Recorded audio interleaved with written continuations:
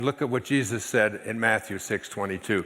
When the light of the body is the eye, and if therefore thine eye, if your eye be single, that is, only sees oneness, that's when the whole body shall be filled with light.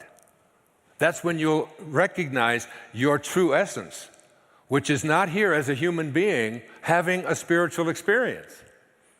It's the reverse. You're here as an infinite spiritual being having a temporary human experience.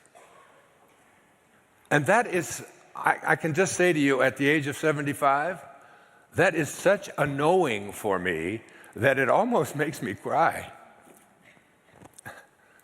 when I contemplate it, because in those moments of, it's like divine bliss, where you have this knowing that you're infinite, that nothing can harm you, that you don't have to put your attention and your thoughts on anything other than what you intend absolutely to manifest, and that you have this power.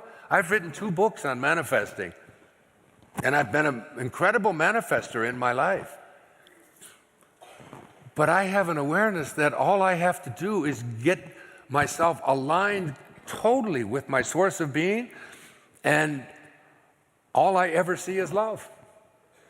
And all the rest of it, it's like when you are elevating yourself to this level of consciousness, what you can do is, the opening line that I often use when I'm being introduced in the side says, from the Course in Miracles, if you knew who walked beside you at all times on this path that you have chosen, you could never experience fear or doubt again. And that's what when I got up early this morning, 20 to 5, and was thinking about, why am I doing? I got to go on stage. I got to talk. What if I forget this and I don't have that? All of that shit, that's talk, that stuff that goes through my head, And then it's like I get this overwhelming feeling. It's like, you're not going to give this talk. Get your ego out of this thing. You're not this talk. You're not whether you're well received or not well received. I'll take care of all of that. And if you think having to talk for 2.5 hours is a lot, it'll go by in 5 minutes. And it has. And this is how this impersonal self speaks to you. The impersonal life is written like this. It's a conversation between the impersonal part of you that is growing your fingernails and is beating your heart and is placing desires into your consciousness and brought you into this world. And ask yourself the question, what is a desire? I can't get a hold of it, I can't see it, I can't touch it, I can't feel it, I can't experience it. It's just something that's in me. But I don't put it there because my personal self doesn't have the power to do such a thing. It doesn't even know what a thought is. It's something that's a part of the infinity of this universe.